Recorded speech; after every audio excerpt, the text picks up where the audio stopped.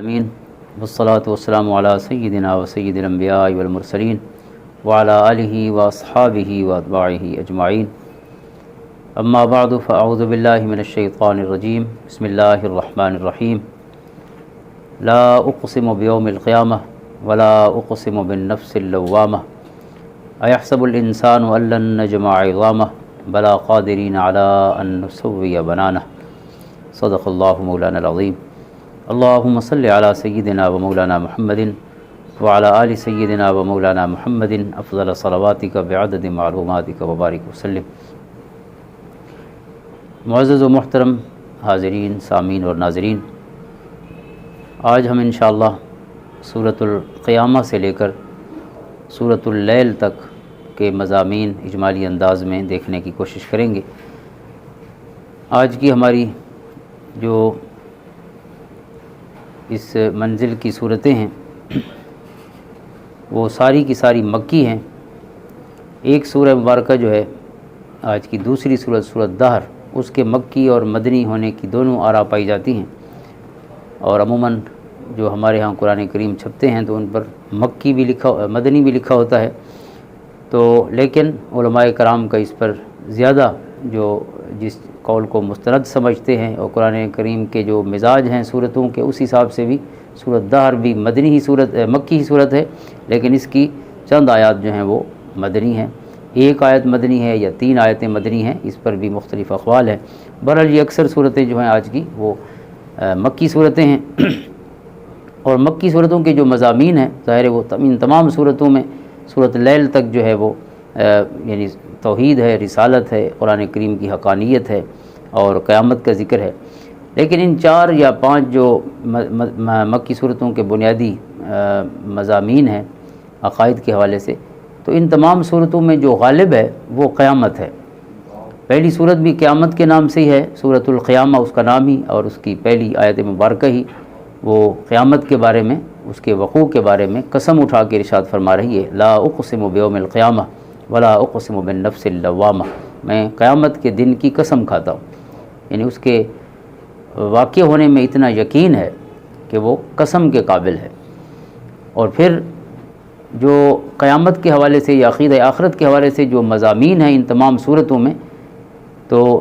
ایک ایک صورت کو الگ الگ دیکھنے کی بجائے چونکہ آج بہت سی صورتیں ہیں، تو جو قیامت کا ایک موضوع، اس کے جو مختلف پہلو قیامت کے حوالے سے مختلف صورتوں میں جو ہے وہ بیان ہوئے ہیں، ان کا ہم اجمالی انداز میں ایک جائزہ لے لیتے ہیں کہ وہ کیا کیا مضامین ہیں جو اس سے پہلے بھی مکی صورتوں میں وہ مضامین گزرے ہیں، اور اس میں بھی۔ اور سورۃ قیامہ میں تو یہ جو پہلا سوال ہے ظاہر ایحسب الانسان ان لن نجمع عظامہ، کیا انسان کا خیال ہے کہ ہم اس کی ہڈیاں پھر اکٹھی نہیں کر پائیں گے؟ بلا قادرین علی ان نسوی بنانہ، یعنی کفار کا بنیادی اعتراض آخرت کے حوالے سے، عقیدہ آخرت کے حوالے سے یا قیامت کے حوالے سے یہی تھا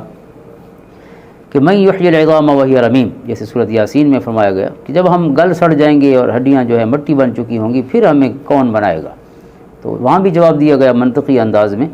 قل یحییھا الذی انشأھا اول مرہ، اے محبوب صلی اللہ علیہ وآلہ وسلم فرما دیجئے کہ جس نے پہلی دفعہ بنایا تھا وہ دوسری دفعہ بھی بنا لے گا۔ ادھر بھی ان صورتوں میں بھی یہ مضمون جو ہے مسلسل چلتا رہا، ان بطش ربک لشدید انہ ھو یبدئ ویعید، اللہ وہ ہے جس نے پہلی دفعہ بھی بنایا تھا اور دوبارہ بھی بنائے گا۔ پہلی دفعہ بغیر کسی نمونے کے جس نے بنا لیا ہے، تو دوسری دفعہ تو کم سے کم اس کا کوئی حیات اور نمونہ تو موجود ہے دنیا میں، اس لیے فرمایا گیا بدیع السماوات والارض، کائنات کو پہلی دفعہ نئی شکل دینے والی ہستی جو ہے خالق کائنات کی ہے، بدیع یعنی اس سے پہلے کوئی نمونہ نہ ہو جس چیز کا، بغیر کسی ڈائی اور نمونے اور کسی سیمپل کے کائنات کو وجود عطا فرمانے والی ذات، فاطر السماوات والارض۔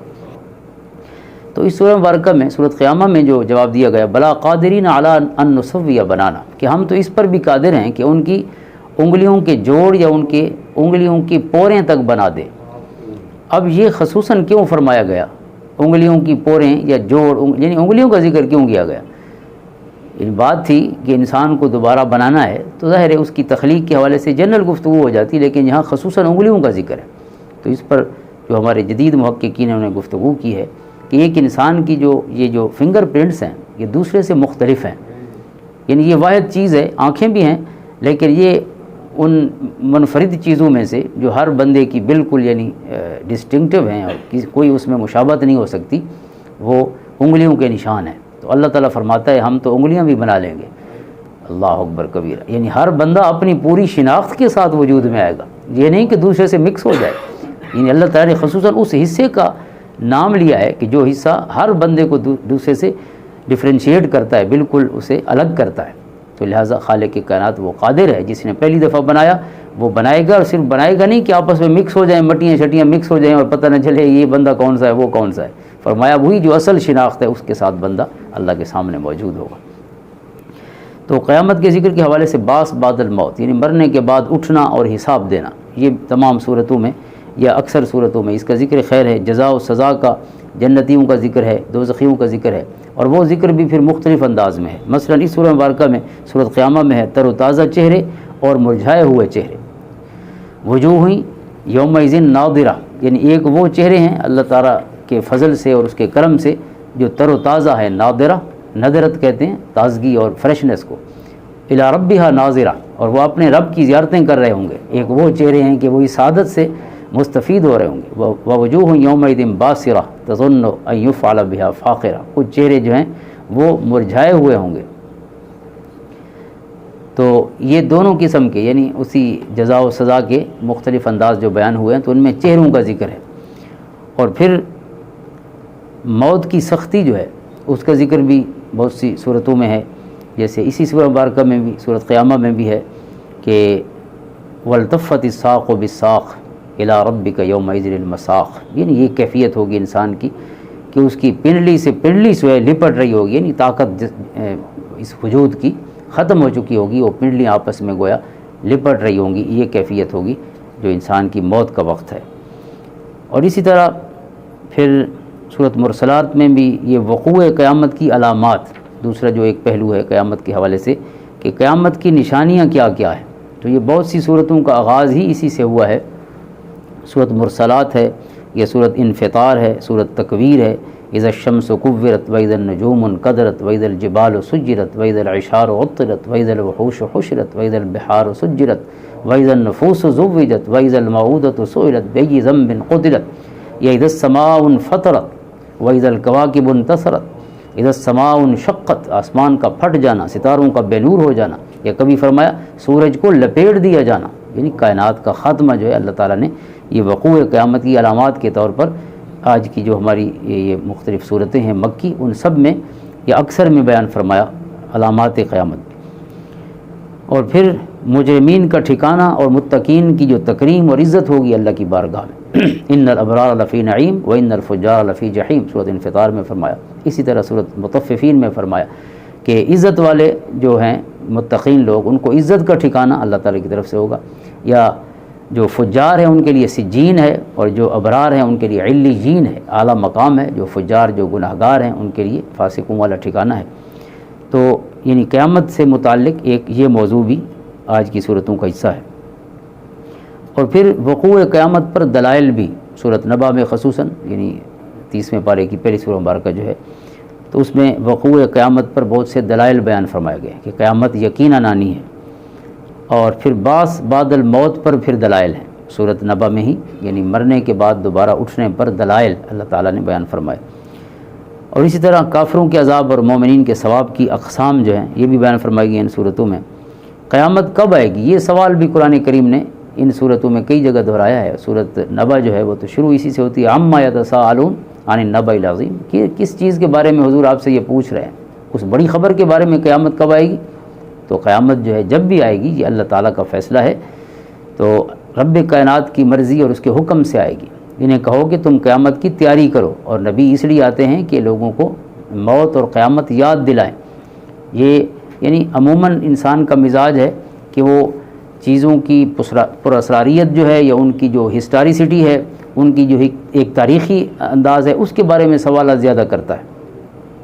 یعنی قیامت کب آئے گی، اس کی کیا نشانیاں، اس طرح کی باتیں جو ہے وہ غیر ضروری ہیں۔ اصل چیز ہے قیامت کی تیاری کرنا، اللہ کا خوف دل میں بسانا۔ تو اس لیے قرآن کریم نے ان غیر ضروری تفاصیل اور موضوعات سے انہیں روک کر اس حقیقی جو موضوع ہے اس طرف متوجہ فرمایا ہے کہ اصل چیز ہے قیامت کی تیاری، اور یہ کیفیت ہے کانہم یوم یرونہا لم یلبثوا الا عشیۃ او ضحاہا۔ سورۃ نازعات ختم ہو رہی ہے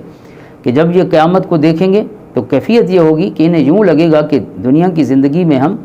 کتنا جی کے آئے ہیں، عشیۃً او ضحاہا، شاید ہم نے ایک شام گزاری ہے یا ایک پل کوئی دوپہر کا گزارا ہے یا چاشت کا وقت گزارا ہے، یعنی دنیا کی زندگی انسان کو اتنی نظر آئے گی آخرت میں۔ اور یہ موضوع بھی ظاہر ہے بہت سی مکی صورتوں میں بیان ہوا ہے اور کچھ مدنی صورتوں میں بیان ہوا ہے۔ سورۃ یونس میں ہے کہ وَيَوْمَ يَحْشُرُهُمْ كَأَن لَّمْ يَلْبَثُوا إِلَّا سَاعَةً مِّنَ النَّهَارِ، کہ جب اللہ کی بارگاہ میں یہ جمع ہوں گے تو انہیں یوں لگے گا جیسے بس دن کا ایک لحظہ دنیا میں گزار کے آئے۔ یا کبھی سوال کی صورت میں بیان فرمایا گیا کم لبثتم فی الارض عدد سنین قالوا لبثنا یوما او بعض یوم فاسأل العادین۔ یہ سوالات اکثر قرآن کریم میں جو ہیں بیان ہوئے ہیں کہ دنیا کی زندگی جو اتنی مختصر انسان کو لگے گی کل، تو اس زندگی کو اس انداز میں گزارنا کہ اس دن سوائے یعنی انسان کے جرائم کے اور کچھ سامنے نہ ہو، تو کتنا وہ شخص جو ہے اپنی آخرت اور کامیابی سے اور اپنے ہی خیر سے یعنی محروم ہے اور بے فکر ہے، کہ جس نے اس زندگی کا جو بھی اچھا یا برا ہے نتیجہ بھی خود دیکھنا ہے اور سارے کا سارا اختیار بھی اس کا ہے کہ جیسے چاہے گزارے، اور پھر بھی اپنی چند روزہ زندگی جو چند لمحے کل لگے گی اس میں اللہ کو اتنا ناراض کرے کہ سوائے اس کے غضب کے اور کسی چیز کا مستحق نہ ہو قیامت کے دن۔ تو اس انداز میں انسان کو جگایا گیا ہے۔ اسی طرح پھر قیامت کے جو ہولناک مناظر ہیں یہ تمام صورتوں میں آج کی جو ہیں اکثر صورتوں میں بیان ہوئے ہیں۔ اور پھر قیامت سے ہی ریلیٹڈ ایک موضوع ہے کہ ہر بندے کا حساب و کتاب، کرامن کاتبین کا ذکر ہے سورۃ الانفطار میں، کہ ہر بندے کے جو اعمال ہیں وہ لکھے جا رہے ہیں۔ تو جب ریکارڈنگ ہو رہی ہو، ہر چیز محفوظ ہو رہی ہو، تو انسان کو بہت احتیاط سے جینا چاہیے، بہت احتیاط سے بولنا چاہیے، اپنے اعمال اور اپنے جو افعال ہیں یا اپنے جو الفاظ ہیں ان سب کو بہت احتیاط سے انسان کو ظاہر کرنا چاہیے، اعمال کو، اور بولنا چاہیے الفاظ کو۔ تو اس کا احساس بھی دلایا گیا ہے۔ اور پھر ابرار اور فجار کے ٹھکانوں کا ذکر ہے۔ قیامت کی ابتدا کے وقت جو تکوینی تبدیلیاں رونما ہوں گی ان سب کا ذکر خیر کیا گیا ہے۔ اور اصحاب الیمین اور اصحاب الشمال یہ ذکر کئی مکی صورتوں میں ہوا ہے، آج بھی صورت بلد میں ہے، اصحاب المیمنہ اور اصحاب المشأمہ، دائیں ہاتھ والے اور بائیں ہاتھ والے۔ جبکہ صورت انشقاق میں تھوڑی سی اس جو اصطلاح ہے اس کو تبدیل فرمایا ہے، وہاں اصحاب الیمین دائیں ہاتھ والے، اور پھر فرمایا وہ لوگ جنہیں جو نامہ اعمال ہے وہ پیٹھ پیچھے سے ملے گا، یعنی بائیں ہاتھ سے بھی نہیں ملے گا، پیٹھ پیچھے سے، وراء ظہری، ان کو پیٹھ پیچھے سے نامہ اعمال دیا جائے گا، وہ گناہ گار لوگ۔ تو یہ گروپنگ جو ہے یہ مختلف صورتوں میں بیان ہوئی ہے۔ اور پھر کچھ چہرے ذلیل اور کچھ چہرے خوش و خرم، یعنی اس کو پھر صورت عبس میں بھی بیان فرمایا، اچھے اور برے چہرے، خوش اور غمگین چہرے، جیسے شروع والی صورت ہماری صورت قیامہ میں ذکر ہے تو وہاں بھی ذکر ہے۔ اور پھر دوسرا موضوع یہ قیامت کا موضوع ہے جو تمام صورتوں میں ہے، اور مکی موضوعات میں سے ایک موضوع قرآن کریم کی حقانیت ہے، تو وہ بھی آج کی اکثر صورتوں میں بیان ہوا ہے۔ خصوصاً آج کی ہماری پہلی صورت صورت قیامہ میں آقا کریم علیہ السلام کو ارشاد ہے کہ لا تحرک به لسانک لتعجل به ان علینا جمعہ وقرآنہ فاذا قرأناہ فاتبع قرآنہ ثم ان علینا بیانہ۔ کہ محبوب صلی اللہ علیہ وآلہ وسلم جب ہم آپ کو قرآن عطا فرمائیں، فرشتہ آپ کے قلب اطہر پر قرآن اتارے، تو آپ جلدی جلدی اپنی زبان مبارک کو یعنی حرکت دے کر یہ کوشش نہ فرمایا کریں کہ کہیں بھول نہ جائے۔ آقا کریم علیہ السلام یہ کوشش فرماتے کہ اللہ تعالیٰ کا کوئی لفظ جو ہے وہ ایسا نہ ہو کہ دنیا تک پہنچنے سے رہ جائے، تو آپ یہ اہتمام فرماتے کہ ساتھ ساتھ دہراتے رہتے۔ تو اللہ تعالیٰ نے جو کہ سورۃ طٰہٰ میں فرمایا کہ طٰہٰ ما انزلنا علیک القرآن لتشقیٰ، اے محبوب ہم نے آپ کو تکلیف دینے کے لیے تو قرآن عطا نہیں فرمایا، یعنی اللہ تعالیٰ نے آپ کو اس تکلیف سے بھی بچا لیا کہ آپ یاد کرنے کے لیے دہرائیں ان الفاظ کو۔ فرمایا ان علینا جمعہ، ہماری ڈیوٹی ہے اپنی شان کے مطابق، ہمارے ذمہ کرم پر ہے کہ اس کو آپ کے قلب اطہر میں جمع رکھیں، محفوظ رکھیں۔ جہاں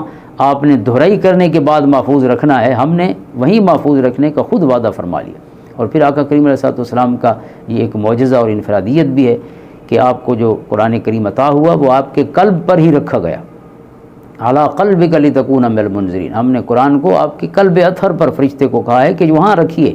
وہاں جا کے محفوظ ہوگا، جہاں آپ یاد کریں گے اور محفوظ ہوگا، ہم نے پہلی دفعہ وہاں پہ رکھ دیا ہے۔ اور قرآن کا مطلب پڑھنا ہے،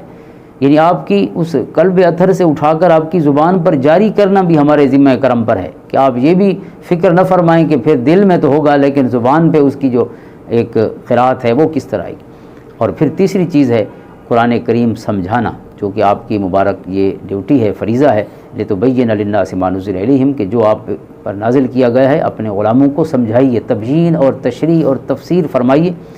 تو اس ڈیوٹی کے لیے بھی اللہ فرماتا ہے ثم ان علینا بیانہ، اس کی وضاحت بھی آپ کے زبان مبارک پر ہم ہی جاری فرمائیں گے۔ تو اللہ تعالیٰ کے فضل سے یہ وہ یعنی اللہ تعالیٰ کے احسانات ہیں اور انفرادیتیں ہیں، امتیازات ہیں جو اللہ نے اپنے محبوب علیہ الصلوۃ والسلام ہمارے آقا و مولا صلی اللہ علیہ وسلم کو عطا فرمائے۔ پھر سورۃ دہر میں ہے انا نحن نزلنا علیک القرآن تنزیلا، ہم نے ٹھہر ٹھہر کر یہ قرآن کریم آپ کو عطا فرمایا۔ پھر ہے ان ہذہ تذکرہ، یہ نصیحت ہے، فمن شاء اتخذ الی ربہ سبیلا، جس کا دل چاہے وہ اللہ کے راستے پر چلے، یعنی کسی کو مجبور نہیں کرنا، اس کو بتا دینا ہے، حق واضح کر دینا ہے اور باطل کو واضح کر دینا ہے۔ یہ قرآن جو ہے یہ فرقان ہے، تو اس فرقان نے حق اور باطل کو واضح کر دیا۔ اب کسی کو زبردستی کلمہ پڑھوانا جو ہے وہ اسلام کے ترجیحات میں شامل نہیں۔ لا اکراہ فی الدین، دین میں کوئی اکراہ نہیں کہ مجبور کر کے کلمہ پڑھایا جائے، کلمہ اپنے دل کا معاملہ ہے، اللہ نے حق کو واضح کر دیا، فمن شاء فلیؤمن ومن شاء فلیکفر، جس کا دل چاہے کلمہ پڑھے، جس کا دل چاہے محروم رہے، لیکن بتا دیا گیا ہے کہ یہ نہ پڑھنے والوں کا ٹھکانہ یہ ہے اور پڑھنے والوں کا ٹھکانہ یہ ہے۔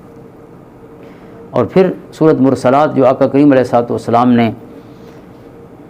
آخری جماعت میں تلاوت فرمائی تھی، سورۃ مرسلات جو 29ویں پارے کی آخری سورہ مبارکہ ہے، یہ وہ صورت ہے کہ حضرت ام فضل فرماتی ہیں، بخاری شریف کی حدیث ہے کہ یہ آخری صورت ہے جو حضور علیہ الصلوۃ والسلام نے جب آخری جماعت کرائی اپنی حیات مبارکہ کی، وہ جمعرات کی مغرب کی جماعت تھی۔ اسی دن پھر عشاء کی نماز حضرت ابو بکر نے پڑھائی، پھر جمعہ کی نمازیں، پھر ہفتے کی نمازیں، پھر اتوار کی نمازیں، 3 دن مکمل، اور ایک عشاء ہو گئی جمعرات کی، اور پھر ایک صبح ہو گئی اس کی پیر کی۔ تو یہ 17 نمازیں حضرت ابو بکر نے حضور علیہ الصلوۃ والسلام کے حکم سے پڑھائیں۔ تو حضور علیہ الصلوۃ والسلام نے آخری نماز جو جماعت کرائی اپنے غلاموں کو یہ شرف عطا فرمایا، تو وہ جمعرات کا دن تھا اور مغرب کی نماز تھی، اور اس نماز میں حضرت ام فضل حضرت عبداللہ ابن عباس کی والدہ محترمہ وہ فرماتی ہیں کہ ہم نے آقا کریم علیہ الصلوۃ والسلام سے آخری صورت یہ سماعت فرمائی کہ آپ نے نماز میں سورۃ مرسلات پڑھی، اور اس کی آخری آیت جو ہے وہ ہے فَبِأَيِّ حَدِيثٍ بَعْدَهُ يُؤْمِنُونَ، اس قرآن کے بعد اور کون سی چیز چاہیے جس پر تم ایمان لاؤ گے، یعنی یہ حقیقت اور زندہ معجزہ تمہارے سامنے، حقائق بیان کرنے والا، انسان کو ہر حوالے سے ہدایت اور رہنمائی اور روشنی عطا فرمانے والی کتاب، اور جس کا چیلنج ہے اور انبیٹیبل ہے ہر لحاظ سے کہ اگر یہ اللہ کی کتاب نہ ہوتی تو ظاہر ہے کوئی اس کی مثال لے آتا، لیکن مثال بھی نہ آ سکی ہو، اور اتنا یقین ہو کہ اللہ ہی کا کلام ہے، کہ نسل در نسل لاکھوں لوگوں نے اسے منتقل کیا ہو اپنے سینوں سے اپنی اگلی نسلوں کے سینوں تک، پھر بھی انسان جو ہے اس کتاب کو چھوڑ دے اور اس کی توجہ کسی اور طرف ہو۔ تو آقا کریم علیہ الصلوۃ والسلام نے گویا آخری آیت جو پڑھی ہے جماعت میں وہ یہ تھی کہ فَبِأَيِّ حَدِيثٍ بَعْدَهُ يُؤْمِنُونَ، تو یہ بھی قرآن کریم ہی کی طرف دعوت دینے والی آیت ہے۔ پھر سورۃ عبس میں کلا انہا تذکرہ، ہرگز نہیں بے شک یہ نصیحت ہے، کلا انہا تذکرہ فمن شاء ذکرہ، جس کا دل چاہے وہ نصیحت حاصل کرے۔ وہاں بھی قرآن کریم ہی کا ذکر ہے فی صحف مکرمۃ مرفوعۃ مطہرۃ بایدی سفرۃ کرام بررہ، یعنی قرآن کریم جو لوح محفوظ میں لکھا ہوا ہے، اور جس کا ذکر پھر وضاحت کے ساتھ سورۃ بروج کے آخر میں ہے بل هو قرآن مجید فی لوح محفوظ، کہ لوح محفوظ میں بھی قرآن کریم کتابی شکل میں موجود ہے اللہ کے حکم سے۔ اور پھر سورۃ تکویر میں ہے انہ لقول رسول کریم ذی قوۃ، حضرت جبریل علیہ السلام کی طرف اشارہ ہے کہ یہ کریم رسول، یعنی نائب اور قاصد اللہ تعالیٰ کا، یہ اس کا قول ہے، ما هو بقول شیطان الرجیم، نعوذ باللہ یہ شیطان کا قول نہیں جیسے کفار کہتے ہیں، یہ رسول کریم کا ہے، ذی قوۃ عند ذی العرش مکین مطاع ثم امین، حضرت جبریل علیہ السلام کی صفتیں ہیں کہ وہ امین ہیں، مطاع ہیں، قوت والے ہیں، اور اللہ تعالیٰ نے اس وجہ سے جس کی امانت حوالے کی ہے وہ ایسا نہیں کہ اپنی طرف سے کوئی ایڈیشن کر دیں یا کوئی چیز کو نکال دیں، تو یہ محفوظ قرآن ہے۔ اور پھر آیہ سجدہ ہے، اس میں بھی قرآن کریم ہی کا ذکر ہے سورۃ انشقاق میں،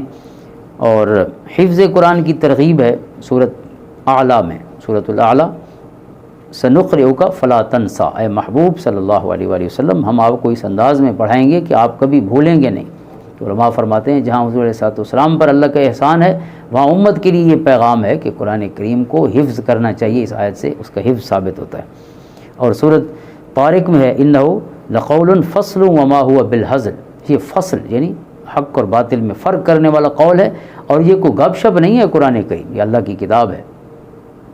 یہ کتابیں نیز چیزیں دیگر است، حضرت اقبال فرماتے ہیں یہ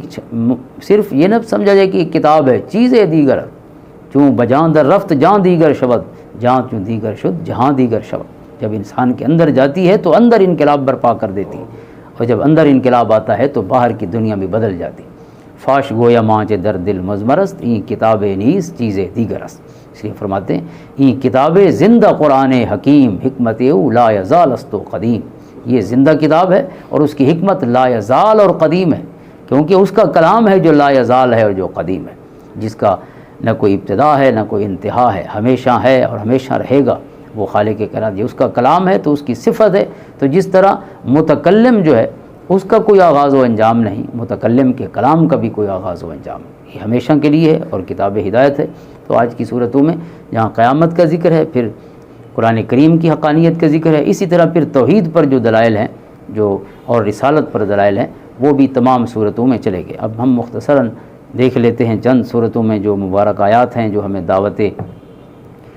ہدایت بھی دیتی ہیں اور نظارہ بھی دیتی ہیں، آنکھیں کھولنے اور دل کو زندہ کرنے کا پیغام بھی دیتی ہیں۔ تو پہلی صورت جو قیامہ ہے اس میں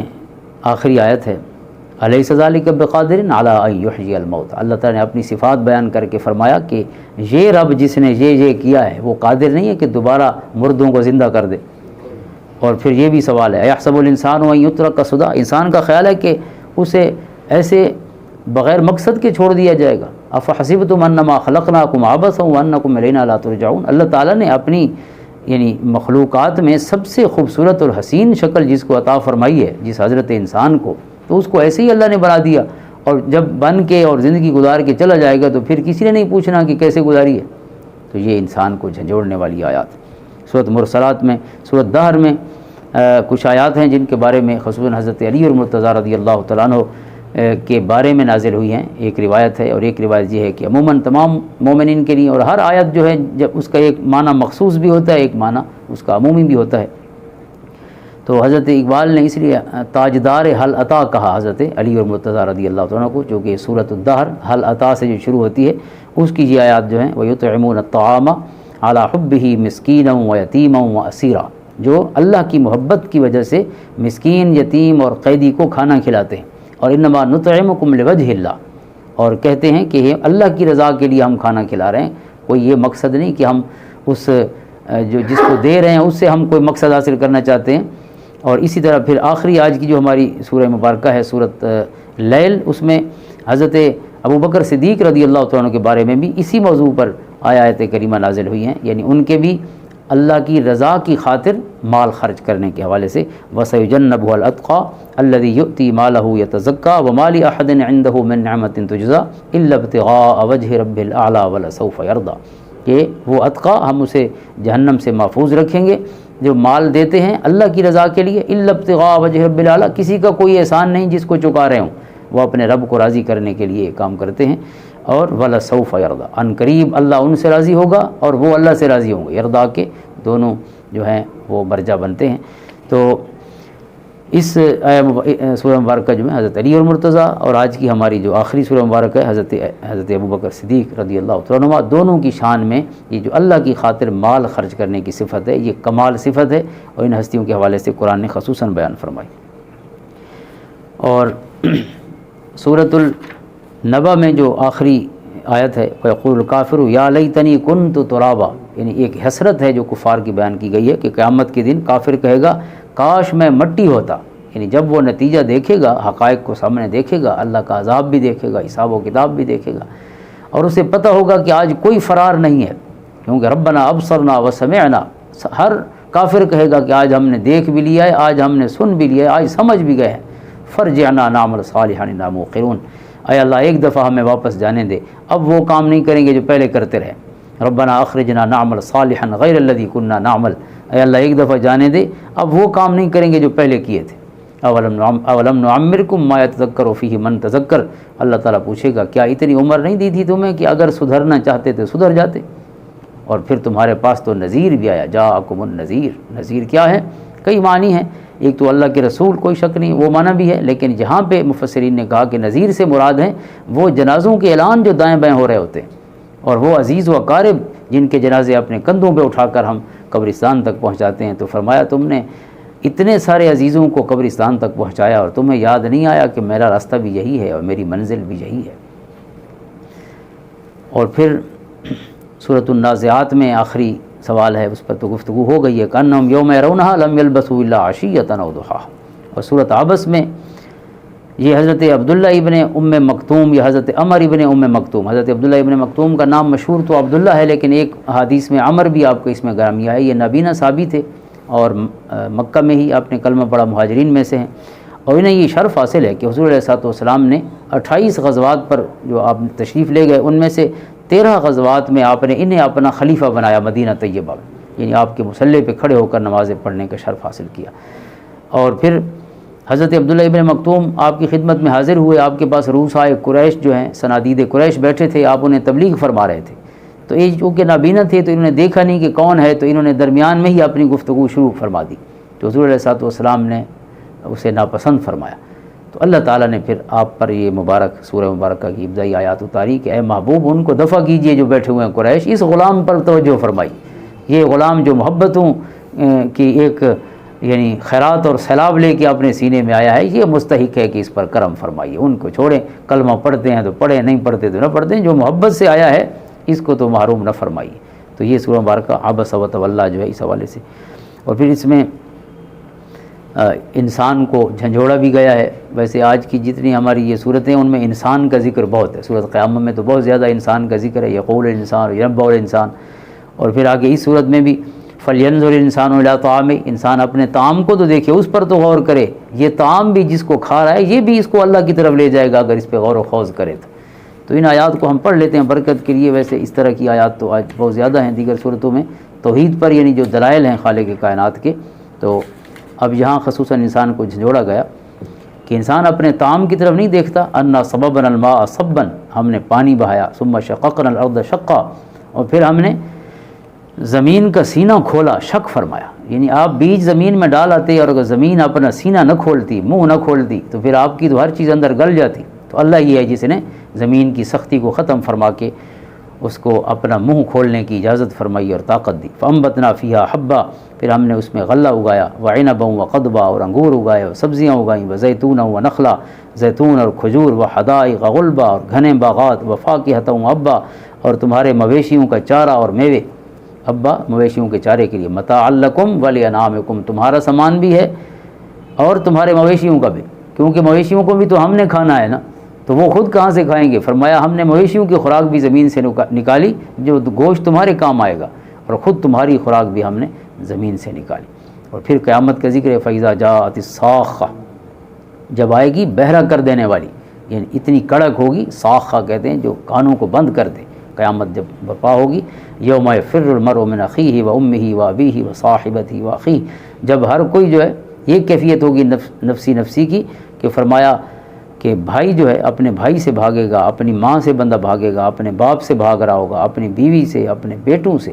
لکل امرئ منہم یومئذ شأن یغنیہ، فرمایا ہر شخص اس کیفیت میں ہوگا کہ وہ دوسرے سے بے نیاز ہوگا، اسے دوسرے کی فکر نہیں ہوگی، آج صرف نفسی نفسی کی فکر ہوگی کہ اللہ میری خیر فرما اور میری خیر فرما۔ تو قیامت بھی ساتھ یاد دلائی اور انسان کو جھنجھوڑا ہے اللہ تعالیٰ نے اپنی نعمتیں مبارک جو ہیں انہیں یاد دلا کر۔ اور پھر سورۃ تکویر ہے، سورۃ تکویر کی فضیلت میں یہ ایک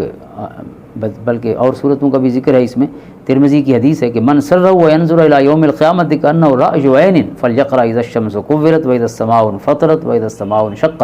حضور علیہ الصلوۃ والسلام نے فرمایا، عبداللہ ابن عمر رضی اللہ عنہ فرماتے ہیں کہ جو چاہتا ہے کہ اپنی آنکھوں سے قیامت دیکھوں تو فرمایا سورۃ تکویر پڑھے، سورۃ انفطار پڑھے اور سورۃ انشقاق پڑھے۔ ان صورتوں نے قیامت کا پورا منظر سامنے جیسے کسی چیز کی ویڈیو بنا کے رکھی جاتی ہے، اتنا وضاحت کے ساتھ جو ہے قرآن کریم نے ان صورتوں میں قیامت کا پورا منظر جو ہے سامنے رکھ دیا ہے۔ اور سورۃ انفطار جو ہے اس کی ایک خصوصیت یہ ہے 3 صورتیں جو ہیں ان کا جو مصحفی ترتیب کا نمبر ہے وہی ان کا نزول کی ترتیب کا نمبر ہے. تو انفطار بھی ان میں سے، سورۃ الانفطار کا یہاں قرآن کی ترتیب میں نمبر 82 ہے، آسمان سے جو اتری ہے وہاں بھی اس کا نمبر 82 ہے، آسمان سے اترنے کا نمبر بھی وہی ہے اور قرآن میں ترتیب بھی وہی ہے. اس طرح اس سے پہلے سورۃ صاد گزری ہے 23ویں پارے میں، اس کا نمبر 38 ہے قرآن میں بھی اور آسمان میں بھی. اور سورۃ نوح گزری ہے 29ویں پارے میں، سورۃ نوح کا نمبر 71 ہے اور آسمان سے آنے کا نمبر بھی 71 ہے. اور یہاں انسان کو جو ہے جھنجھوڑا گیا، جیسے میں نے عرض کیا ہے کہ انسان کو خصوصاً متوجہ کیا گیا، یا ایھا الانسان ما غرک بربک الکریم، اے انسان کس چیز نے آپ کو دھوکے میں ڈالا اس کریم رب کے حوالے سے. الذی خلقک فسواک فعدلک فی ای صورۃ ما شاء رکبک، اللہ نے خوبصورت تناسب اعضاء کو دیا، اس کی تعدیل فرمائی، تسویہ فرمایا. یعنی انسان کے جو اعضاء ہیں ان کی سائز حجم کے لحاظ سے بھی اس سے زیادہ خوبصورت نہیں، اور جس جگہ اللہ نے جو چیز رکھی ہے، آنکھیں جہاں اللہ نے رکھی ہیں، اس سے زیادہ خوبصورت جگہ نہیں ہو سکتی، اور جو سائز ہے آنکھوں کی اس سے زیادہ انسان کے چہرے پہ سوٹ نہیں کر سکتی. اور پھر یہ خوبصورت اعلان ہے فی ای صورت ما شاء رکبک، جو شکل اللہ کو بھاتی تھی اللہ نے انسان کو وہ مبارک صورت عطا فرمائی. اور یہ اس رب کے بارے میں دھوکے میں پڑا ہوا ہے جس کو اللہ نے اپنی محبوب صورت عطا فرمائی. اور اس پر ایک حدیث پاک ہے مسلم شریف کی، آقا کریم علیہ الصلوۃ والسلام نے ارشاد فرمایا اذا قاتل احدکم اخاہ فلیجتنب الوجہ فإن اللہ خلق آدم علی صورتہ، او کما قال صلی اللہ علیہ وسلم، کہ تم میں سے اگر کوئی شخص اپنے بھائی سے کوئی لڑائی جھگڑا ہو جائے اور اسے مار رہا ہو تو کبھی چہرے پہ نہ مارے، فلیجتنب الوجہ، کسی انسان کو چہرے پر نہ مارے، کیونکہ اللہ نے انسان کو اپنی محبوب صورت عطا فرمائی.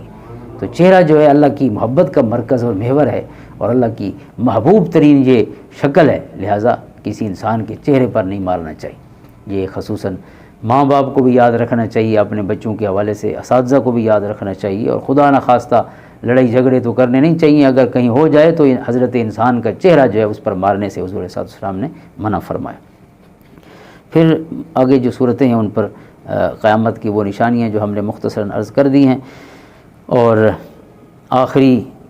جو آج کی سورہ مبارکہ ہے وہ سورۃ اللیل تھی، اس میں متقی لوگوں کا فاما من اعطى واتقى وصدق بالحسنى فسنيسره لليسرى، اللہ تعالیٰ کا اعلان ہے کہ جس نے اللہ کے راستے میں پیسہ دیا اور جو اللہ سے ڈرتا رہا، فسنيسره لليسرى، اللہ تعالیٰ اس کا کوئی معاملہ مشکل نہیں ہونے دے گا، اللہ تعالیٰ اس کے راستے آسان فرماتا چلا جائے گا. اور پھر اسی طرح فرمایا جس نے بخل کیا اس کے لیے اللہ تعالیٰ اس کی راہیں مشکل کر دے گا. ظاہر ہے ہم بہت مختصراً صورتوں کو دیکھتے ہیں، آج تو صورتیں زیادہ تھیں. اللہ تعالیٰ کی بارگاہ میں دعا ہے کہ ہمیں قرآن پاک پڑھنے کی، سمجھنے کی اور اس پر عمل کی توفیق عطا فرمائے. آمین. اللہم صلی علی محمد وعلی آل محمد وبارک وسلم. بارک اللہ لی ولکم فی القرآن العظیم ونفعنی وإیاکم بالآیات والذکر الحکیم.